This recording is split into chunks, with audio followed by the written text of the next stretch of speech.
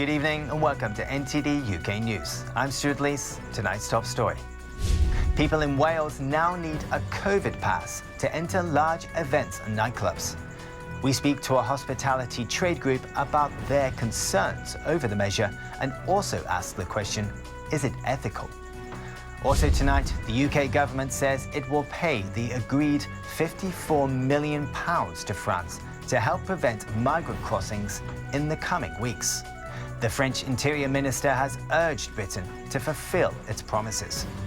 And the UK's biggest ever ship, the 65,000-ton HMS Queen Elizabeth, stops at Singapore as its commander affirms an Asia tilt to current military operations.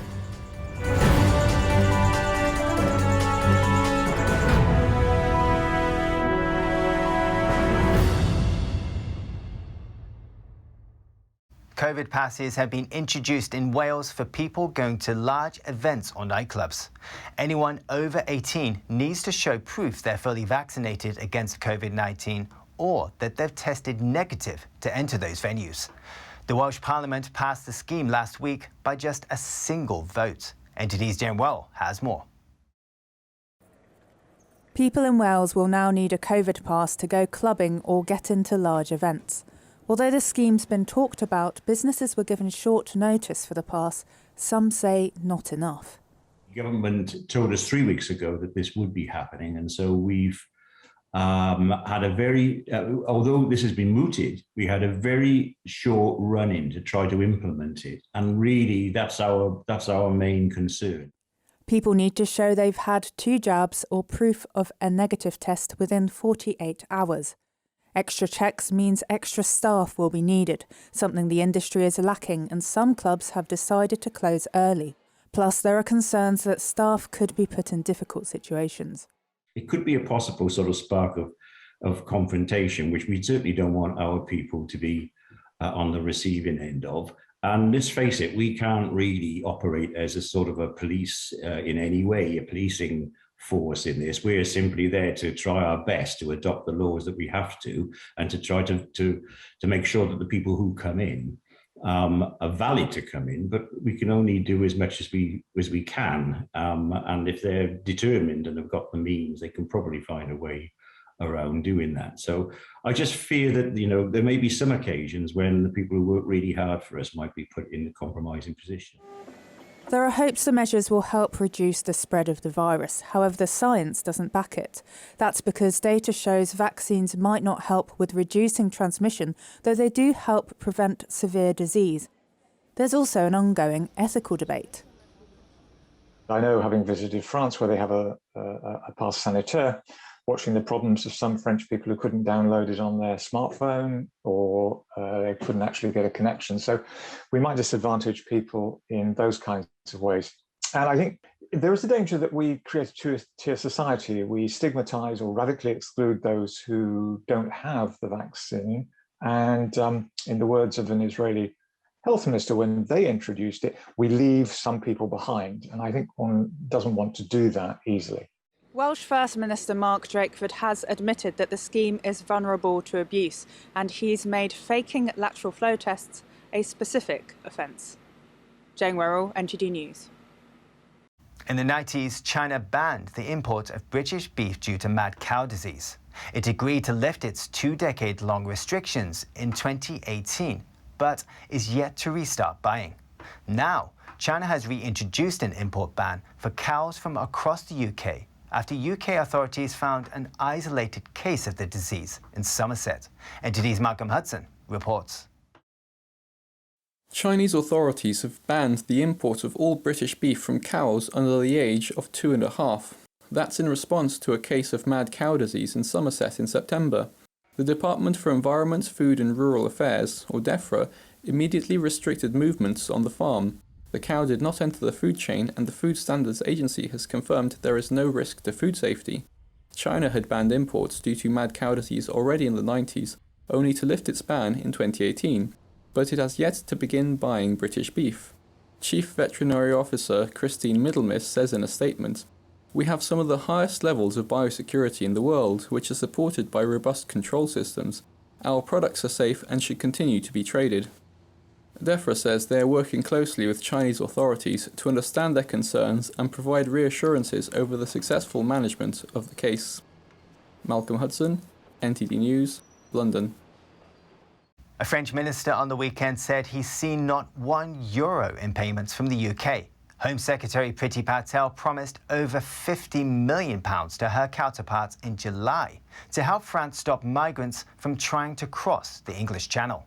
Today, a Home Office minister said the delay in payment was a result of an administrative process and not political. NTD's Joy Duguid takes a look.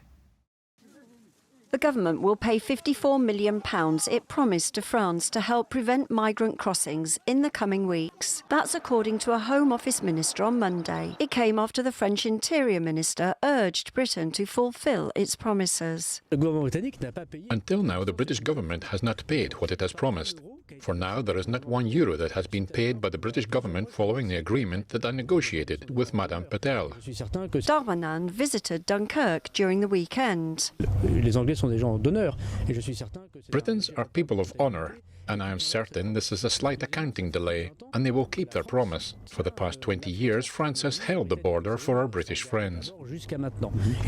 He says French maritime authorities are now stopping 75% of migrant boats seeking to cross the Channel, and they could reach 100% if Britain provided the funds that Home Secretary Priti Patel promised to him in July. The money is meant to help fund a doubling of the number of police patrolling French beaches. Home Office Minister Damien Hines said an administrative process rather than any political question had led to the delay. He told the BBC, "I didn't say it was an error. It is a process to be worked through when you are transferring what are very large sums of taxpayers' money." In early September, Patel threatened to withhold the funds if France doesn't turn back more people. Last Friday saw 624 people reach the UK, the fourth highest daily tally on record during the current crisis. Dozens arrive here in Dungeness on the weekend. According to the Press Association news agency, since the start of the year, more than 16,000 people have succeeded in reaching the UK on board small boats. That's up from about 8,500 in 2020.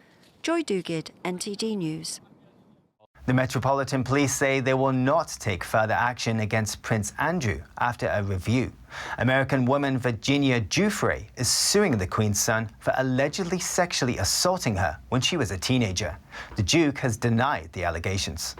Met Police said in a statement, as a matter of procedure, MPS officers reviewed a document released in August 2021 as part of a civil action. Giuffre claims she was trafficked by the late Jeffrey Epstein to have sex with the Duke in London when she was aged 17 and a minor under US law.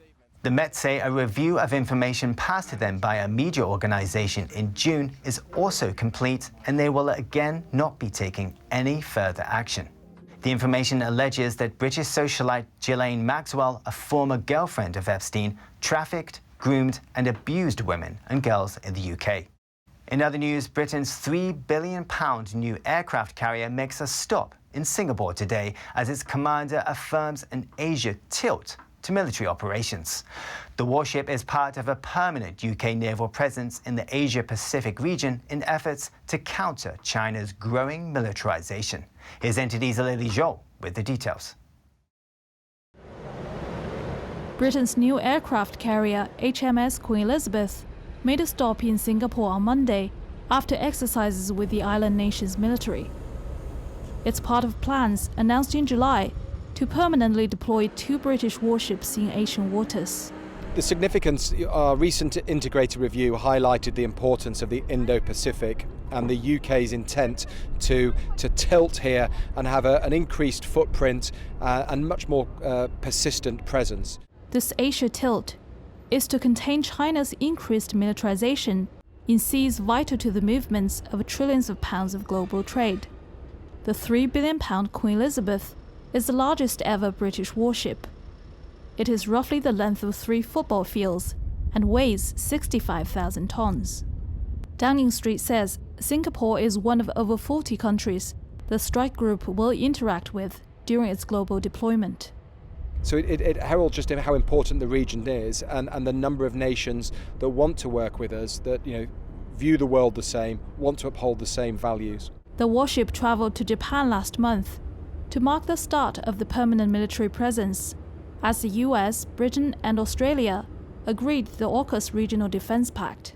In recent years, China has controversially deployed Coast Guard ships all over the South China Sea and built man-made islands with missile systems. China earlier this month made the largest ever incursion with its air force into the Taiwan's air defense zone. Lily Zhou, NTD News. Staying in Asia, a statue to memorialize victims of the 1989 Tiananmen Square massacre is given a deadline of only a few days to be removed from a university campus in Hong Kong. Its Danish creator believes the real motive is to have the statue destroyed. This comes after authorities step up pressure on pro-democracy groups in Hong Kong. NTD's Eddie Aiken has the story. The statue is called the Pillar of Shame. It has been in Hong Kong for 24 years in memory of student protesters who were killed in the 1989 Tiananmen Square massacre. Hong Kong University demands it be removed by October the 13th, giving it less than a week's notice. Its creator says the removal can't be done in a few days. I think they will destroy it. This is the reason they do that. So the story behind all this is making an excuse to destroy it, because nobody come and get it up, and now we destroy it. Gail Shiot lent the statue to the Hong Kong Alliance in support of patriotic democratic movements of China, and it ended up on the campus of the University of Hong Kong. The Alliance was the organizer of the annual Tiananmen Square massacre vigil in Hong Kong. Beijing has been working to silence talk of the 1989 massacre.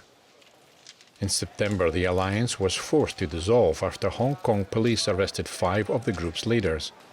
Of course, this is a problem, because if the alliance is disappearing, if the students are disappearing and can do nothing, then I really don't know what I shall do. Hong Kong University has not given a reason for the removal request, but said in a statement that the exhibit in question belongs to an external organization which has publicly announced that it is in the process of disbanding. Gail Shiot says the removal order is an attack against the memory of the Tiananmen crackdown. He says the statue is very expensive and is still his property. If it is destroyed or damaged, he says he will contact his lawyer. Eddie Aitken, NTD News. A British author, journalist and China expert has written his latest book on Wuhan and the evidence around COVID-19. Jasper Becker has been writing about Asia for 3 decades and spent 18 years reporting from Beijing. NTD's Neil Woodrow finds out why he says the Chinese regime is not a reliable source of information about the pandemic. British author and frequent speaker on Chinese affairs Jasper Becker has written his latest book on China, focusing on what he calls the Wuhan virus. The introduction to the book notes the start of the coronavirus pandemic in Wuhan, China, and also home to the leading lab studying the SARS virus and bats. The book then goes back in time to 2002, when SARS was big news, and according to Becker, it changed things in communist China, where it originated. But after SARS, they issued a new set of regulations on secrecy, forbidding people to report on it or to circulate information about epidemics or the spread of any diseases without going through the CCP center in Beijing. Becker says the Chinese Communist Party, or CCP, immediately cast this veil of secrecy over everything that has lasted until today. And what I believe happened is that just as with the 2002 SARS pandemic, the first SARS one, they were going to attribute it to the trade in endangered animals. So they were going to give it a zoonotic source. He suggests the CCP realised after the outbreak in Wuhan in 2019 they would be liable for the damages people suffered during the pandemic for not fully banning the trade of endangered and wild animals after the earlier SARS outbreak. So they decided to cover up the evidence. And they officially discounted the zoonotic wildlife sort of wet market story. So since then, we haven't been given any further information about any possible animal hosts for this new virus, if indeed it is a new virus. Becker refers to research happening at the Wuhan lab, as mentioned by Professor of Oncology at St George's University of London, Angus Dalgleish, in recent reports.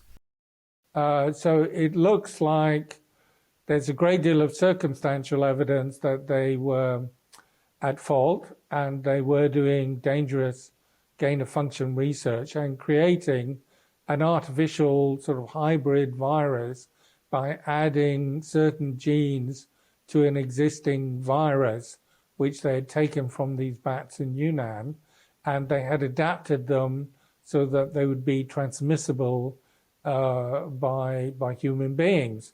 He also questions the CCP's initial tracing of the virus as it spread in Wuhan. So I think it's very hard to believe that with a high surveillance society like China, they couldn't have traced and tracked the first people who got this virus. It wouldn't have taken them many days. So I believe they know exactly where this virus started. Becker has been writing about Asia for 30 years. He's the author of 9 books on Asia and spent 18 years reporting from Beijing. He says the general impression you'll come away with by reading this book is that the Chinese regime is not a reliable source of information about the pandemic. And in fact, it's been telling a lot of lies and half-truths, and it's covering something, quite a lot up. The book is called Made in China, Wuhan, COVID and the Quest for Biotech Supremacy. Neil Woodrow, NTD News. Still to come, more than 100,000 people demonstrate in Poland in support of EU membership. The country's highest court ruled last Thursday that some EU treaties were incompatible with the Polish constitution, leaving many Poles worried their country might leave the European Union. There's that and more after the break.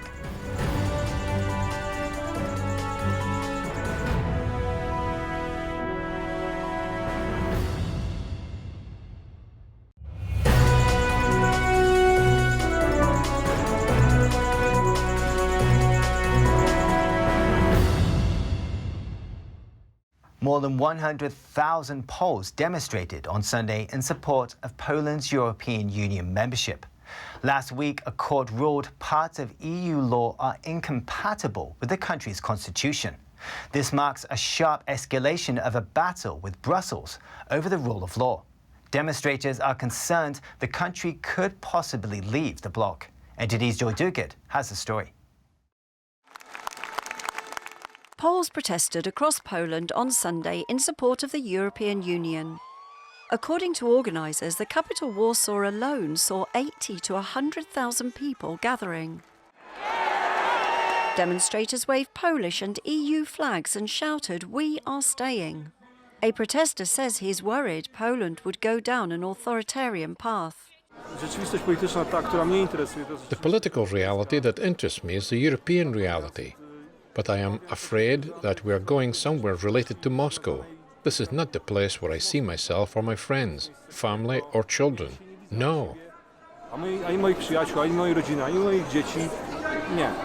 Last week, Poland's highest court ruled some parts of the EU treaties are incompatible with the Polish constitution. This marks a sharp escalation of a battle with Brussels over the rule of law. If a member state rejects the primacy of EU law over national law, it's rejecting the underlying principle on which the EU is founded. A demonstrator says he's worried Poland might leave the EU. It seems that just as Brexit suddenly became a fact that no one expected, the same may happen here. There is no popular push in Poland to leave the EU, and the Polish government says it does not want a Polexit. But how this crisis will play out depends on whether Warsaw acts on the court's ruling and whether it continues to ignore existing judgments of the EU's highest court. The European Union's executive expects the court will respond to the ruling. And we are waiting now for new decisions of the Court of Justice about the situation in Poland, also possible daily financial sanctions. Poland accepted EU treaties on entry to the bloc in 2004 in a referendum and through parliamentary ratification. But since the current Eurosceptic Nationalist Law and Justice Party, or PIS, came to power in 2015, Poland is increasingly at odds with the EU. Joy Dugid, NTD News. And now to Italy. Police said on Sunday they have arrested 12 people, including the leaders of the far-right Forza Nuova political party. The arrests followed clashes between police and protesters on Saturday. Thousands gathered to protest against government measures set to make COVID vaccine passes mandatory for all workers from this Friday. Workers face fines of up to £1,200 and employers up to £850 if they do not comply. Workers could also lose their jobs. NTD's Costa Jimenez brings us the details. Thousands of people took to the streets of the Italian capital on Saturday to oppose moves to make the COVID-19 Green Pass mandatory for all workers.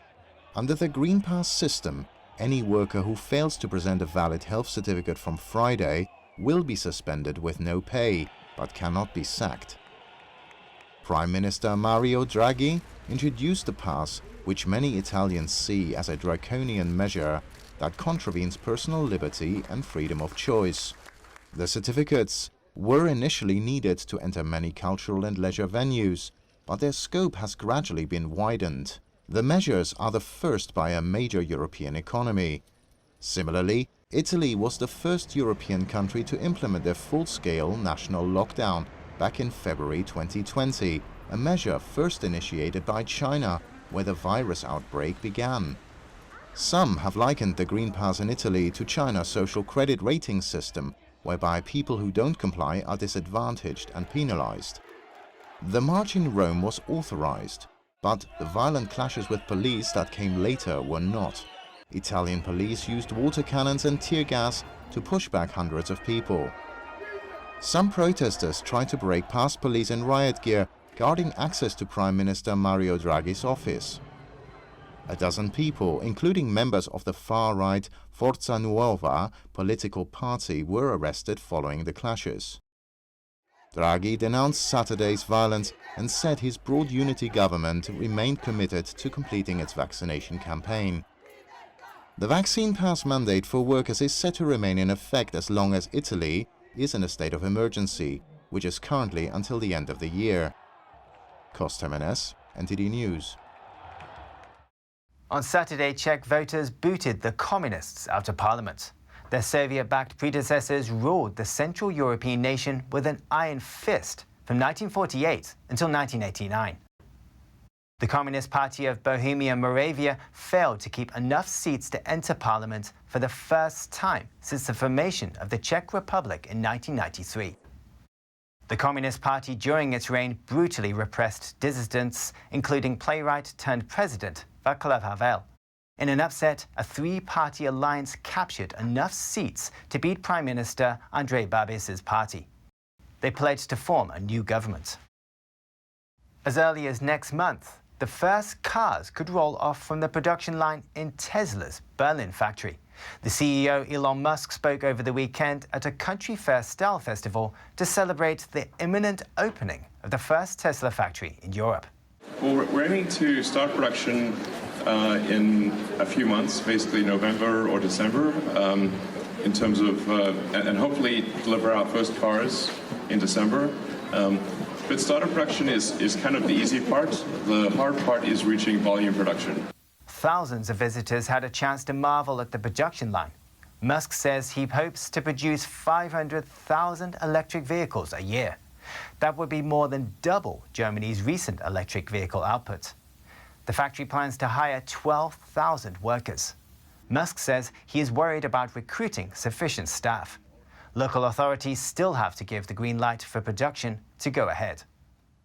In other news, the Prime Minister of Hungary is blaming the EU's climate initiatives for the surge in energy prices, saying Brussels bureaucrats are raising the price of coal and gas as part of their fight against climate change. And now he's asking European officials to reverse some carbon policies. NTD's Patrick Hayden has the story. Hungary's Prime Minister Viktor Orban on Friday said the European Union's climate change policy contributes to the surge in energy prices. He says that Hungary and Poland would be united on this issue at the next EU summit. Soaring costs of permits on the EU carbon market have contributed around a fifth of the power price increase. Orban spoke on state radio Friday saying bureaucrats in Brussels are fighting climate change by continuously raising the price of coal and gas. His government in 2010 put a cap on power hikes for households. In effect, prices have been frozen since then for consumers, but businesses have had to deal with the increasing costs. Orban is calling for the EU to suspend its emissions trading system. He also says they have to return to reality. Patrick Hayden, NTD News. And finally, people of Madrid have the opportunity to play a grand piano as part of the Jesus Sierra Foundation's initiative to bring music closer to the people. NTD's Cos Jimenez brings us more.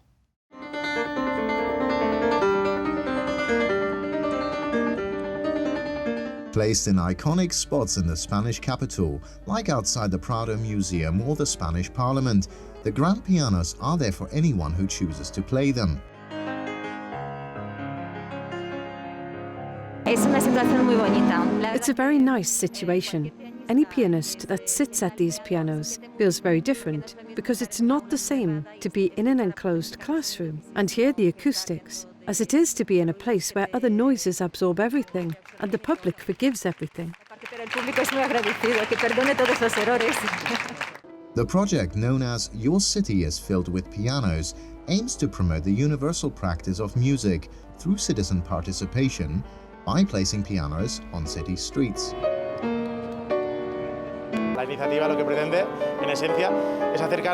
This initiative is trying to get music and piano playing closer to the population by putting at their disposal 10 jewels, 10 grand pianos that can only be found in auditoriums or in music conservatories.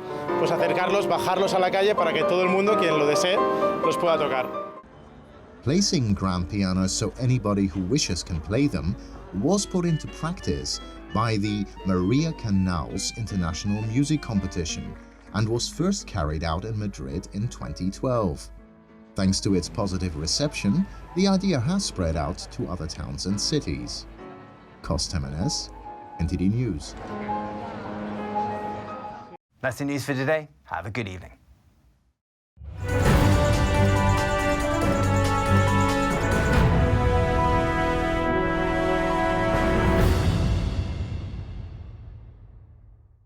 Thank you for watching our daily news show on YouTube. You can also watch our other programming on channel 190 on Sky TV or on Freeview via channel box on channel 271.